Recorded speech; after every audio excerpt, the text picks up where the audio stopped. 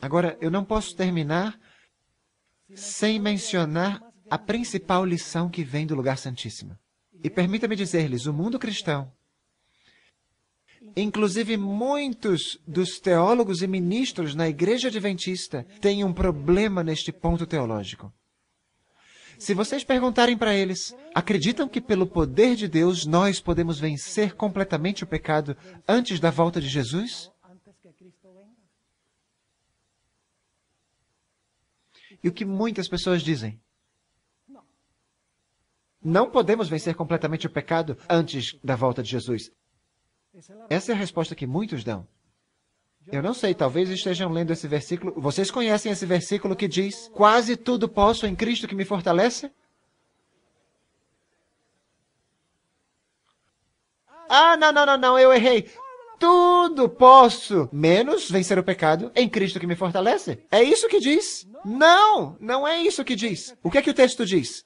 Posso todas as coisas em Cristo que me fortalece. Não, mas a carne é fraca, é o que dizem. Então você está dizendo que a sua carne fraca é mais poderosa que Deus. Você está dizendo que Deus não tem o poder para me dar a vitória sobre o pecado. Porque sua carne é tão poderosa, sua carne é tão forte, que você não pode vencer o pecado. Nem sequer Deus pode te dar o poder para vencer o pecado na sua vida. Irmãos e irmãs, eu quero ler com vocês esta citação muito interessante. Vocês sabiam que o santuário vai fechar? O ritual do lugar santíssimo vai terminar e quando for encerrado, e quando for fechado o ritual no lugar santíssimo, Jesus Cristo vai trocar suas vestes sacerdotais para suas vestes reais. E logo virá o tempo de angústia, qual nunca se viu na história do planeta Terra. E tem gente que não gosta disso. Durante esse tempo, teremos que viver sem intercessor, porque Jesus tirou suas vestes sacerdotais. E tem gente, eu tive um companheiro que uma vez me disse, como é que o senhor sabe que Jesus vai tirar as vestes sacerdotais? Onde é que diz isso na Bíblia que Jesus vai tirar essas vestes? Então, eu, a minha maneira diplomática, como de costume, disse, se você usasse um pouquinho da massa cinzenta que Deus te deu, você mesmo poderia encontrar a resposta a essa pergunta. Eu disse, e ele me perguntou, como assim? Eu disse, olha só, eu vou perguntar, qual é a função que Cristo está desempenhando hoje? Ele disse, bom, oficiando como sumo sacerdote. Eu disse, isso mesmo. Uma pergunta e uma resposta, está bem. Se ele está oficiando como sumo sacerdote, como é que ele está vestido? Bom, está vestido como sumo sacerdote, é lógico. 2 a 2. Segunda pergunta, segunda resposta. Agora, terceira pergunta. Quando Cristo voltar do céu, como é que ele vem vestido? Uau! Agora ficou calado. Porque eu havia colocado contra a parede. E logo diz. Bom, Apocalipse 19 diz que ele vem vestido como Rei dos Reis e Senhor dos Senhores. E eu digo, bom, se vem vestido como Rei dos Reis e Senhor dos Senhores, antes disso, tem que ter trocado de roupa. Sim ou não? É simples. O espírito de profecia é claro quanto a isso. Jesus vai terminar a purificação do santuário. E escutem isso. Jesus não nos vai purificar dali nada do que não tenha sido purificado aqui. Enquanto purifica o templo no céu dos pecados do seu povo na terra deve purificar o templo da alma pela obra do Espírito Santo. Vou ler somente algumas citações bíblicas e em seguida vamos ler o que diz o Espírito de profecia. Notem o que diz, vamos pular esta, Joel capítulo 2 e os versículos 10 e 11. Joel capítulo 2 descreve a segunda volta de Jesus em poder e glória. E os versículos 10 e 11 concluem a passagem que está descrevendo a segunda vinda. E eu quero que anotem o que diz ao concluir esta passagem. Aqui diz, diante dele tremerá a terra, abalar-se-ão os céus, o sol e a lua se enegrecerão e as estrelas retirarão o seu resplendor. Está falando da segunda vinda, sim ou não? E o Senhor levantará a sua voz diante do seu exército. Quem é o exército? Seus anjos. Porque muitíssimo grande é o seu arraial. Porque poderoso é, executando a sua palavra. Porque o dia do Senhor, escutem bem a pergunta. Porque o dia do Senhor é grande e muito terrível. E quem o poderá suportar?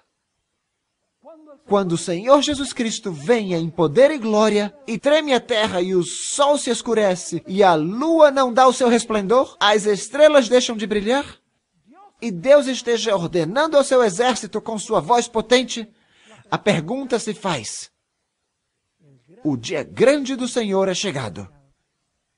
E quem o poderá suportar?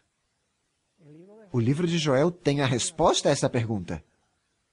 Notem o que continua dizendo Joel capítulo 2, versículos 12 e 13, e logo do versículo 15 ao 17. Escutem a preparação necessária para estar firmes quando vem esse dia. Diz: ainda assim, agora mesmo, diz o Senhor, convertei-vos a mim de todo o vosso coração. E isso com jejuns, e com choro, e com pranto. Isso está descrevendo o dia da expiação. O que era feito no dia da expiação? Fazia-se jejum. O que fazia o povo? Afligia sua alma. O que era tocado antes do dia da expiação? As trombetas.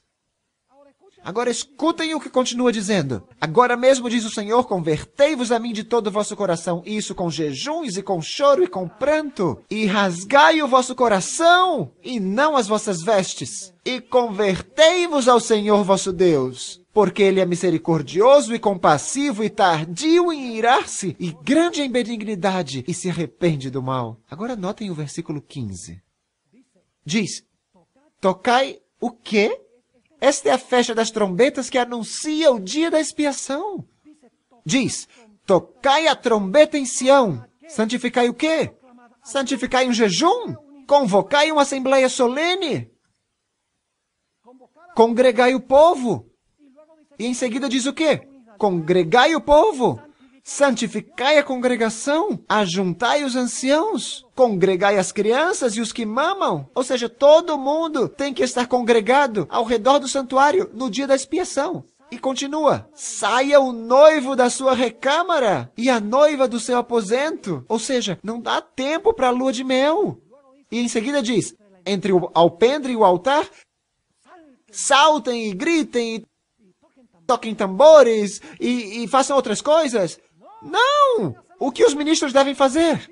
Disse: entre o alpendre e o altar, chorem os sacerdotes, ministros do Senhor, e digam: poupa teu povo, ó Senhor, e não entregues a tua herança ao opróbrio, para que os gentios o dominem.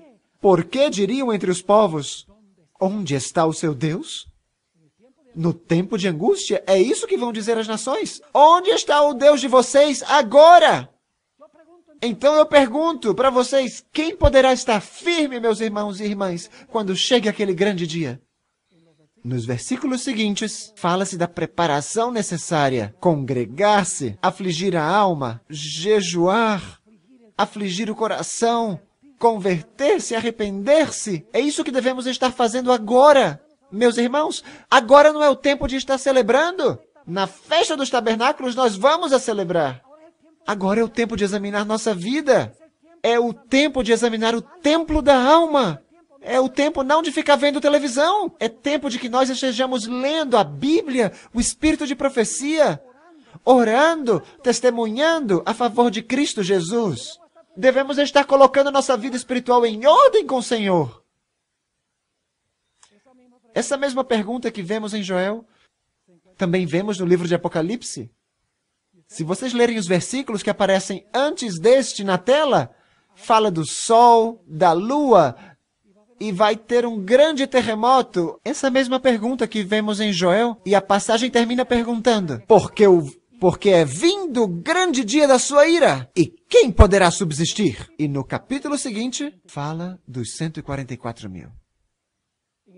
No capítulo 14 de Apocalipse, o caráter dos 144 mil é ampliado. Diz que não se contaminaram com mulheres, ou seja, não tiveram relações ilícitas com igrejas apóstatas. Diz que são virgens. Em outras palavras, seguem ao Cordeiro por onde o Cordeiro vai. São sem mácula diante do trono de Deus. Cantam o cântico de Moisés, servo de Deus, e o cântico do Cordeiro com harpas. Não com bateria, Porque no céu se usam harpas, se usam instrumentos não de percussão, mas se usam instrumentos de cordas. É o que se usa no céu, meus irmãos e irmãs. Ou seja, os que poderão estar firmes são os 144.000. São os que vão estar vivos quando o Senhor Jesus Cristo voltar. E dirão, esse é o nosso Deus a quem esperávamos. E Ele nos salvará. Meus irmãos e irmãs, agora eu vou ler uma citação solene do Espírito de Profecia. Vem do Grande Conflito, página 623. Escutem, solene essa citação. Agora, enquanto o nosso grande sumo sacerdote está a fazer expiação por nós, devemos procurar tornar-nos perfeitos em Cristo. Não, agora escutem bem. Vai falar primeiro de Jesus. Nem mesmo por um pensamento poderia nosso Salvador ser levado a ceder ao poder da tentação. Escutaram isso? Nosso Salvador não pôde ser levado a ceder à tentação, nem mesmo por um pensamento. E agora fala de nós. Satanás encontra nos corações humanos algum ponto em que pode obter apoio. Algum desejo pecaminoso é acariciado, por meio do qual suas tentações asseguram sua força. Mas Cristo declarou de si mesmo, aproxima-se o príncipe deste mundo e nada tem em mim. Satanás nada pôde achar no Filho de Deus que o habilitasse a alcançar a vitória. Tinha guardado os mandamentos de seu pai e não... Agora escutem. E não havia nele pecado que Satanás pudesse usar para sua vantagem. E agora escutem bem. Esta é a condição em que devem encontrar-se os que subsistirão no tempo de angústia. Nem sequer em pensamento. E vocês dizem, pastor, isso é impossível. Não, o que é impossível ao homem é possível a Deus. Porque se vocês dizem, meus irmãos, se nós dedicamos nossa vida ao que devemos dedicar nossa vida, nós vamos ser como Enoque,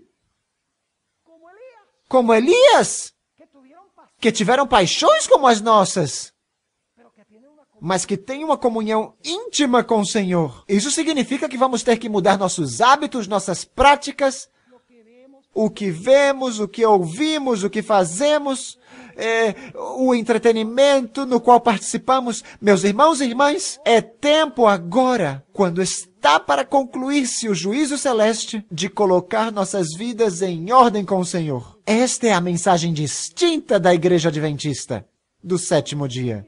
A maioria dos cristãos dizem, não, nós somos pecadores, afinal de contas, vamos continuar pecando até que Jesus volte, e quando Ele volte, então por que não acerta tudo para todo mundo? Meus irmãos e irmãs, para subsistir no tempo de angústia, vamos precisar de uma fé inquebrável.